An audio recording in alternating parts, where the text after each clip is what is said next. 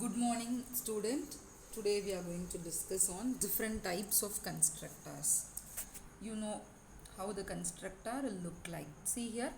So this is how you have to write constructor.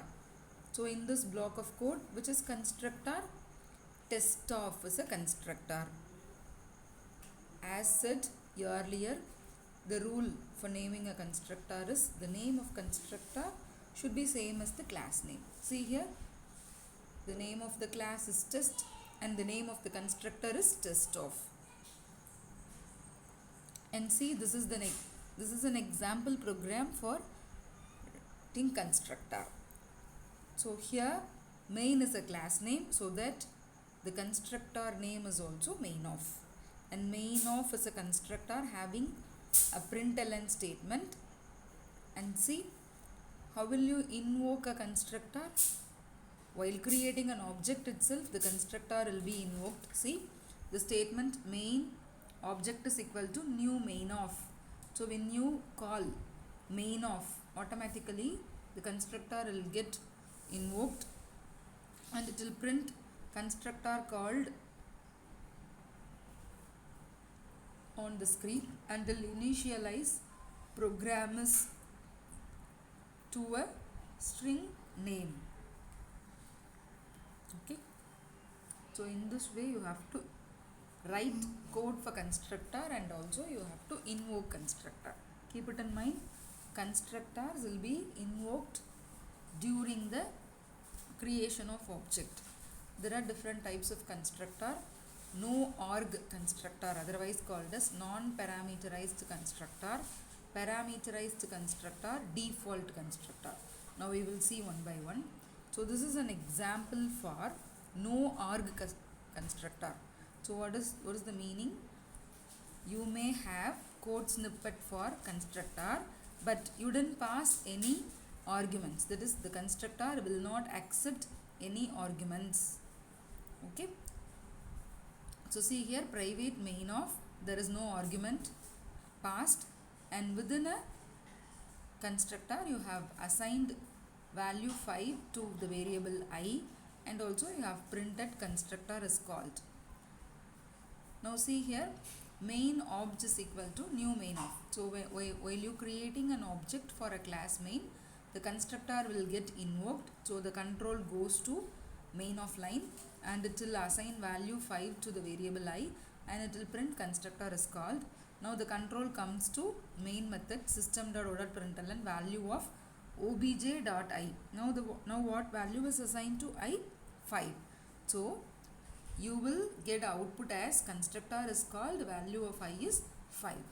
So in this way, without passing any parameter, we can use constructors for doing some task. Okay. So this is called as no argument constructor. And next, see this.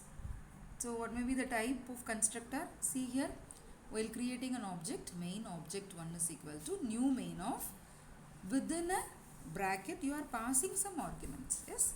So this is called as parameterized constructor. You are passing some arguments to a constructor.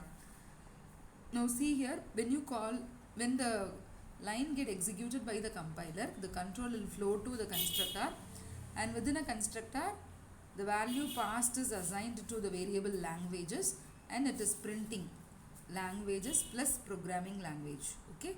So see, now output, what is the output? When invoking the first one, it will print Java programming language, then it will print Python programming language, then it will print C programming language. So this is a constructor which is using some arguments. This is called as parameterized constructor. And next one is default constructor. See, default constructor. Default means automatically invoked and automatically created by the compiler. Okay. So see here, main object is equal to new main of. Can you find any snippet for constructor? In the last two examples, you can find some code snippets for main of without passing arguments, main of with passing some arguments. So for these two constructors, we have written coding snippets. But see the case, default constructor, it is called, and but we don't have any code snippets. Then what will happen? As the name indicates, default. So while calling main of constructor, by default it will initialize the values of a variable. See here, now the instance variables are int a boolean b, and we are now writing main method, and it is creating one object for the class main, and we are invoking main of. So when the compiler executing main of, the default constructor will be called automatically, and it is assigning some default values to the instance variable. For example, now in our case we are having integer variable. Okay, so integer variable will be initialized by default 0, and we are having boolean variable. The boolean variable by default initialized to false. So in the same way, the default constructor will be called automatically and will initialize default values to the default values to the instance variables. See the output here. When you try to print a and b, it is printing the default values.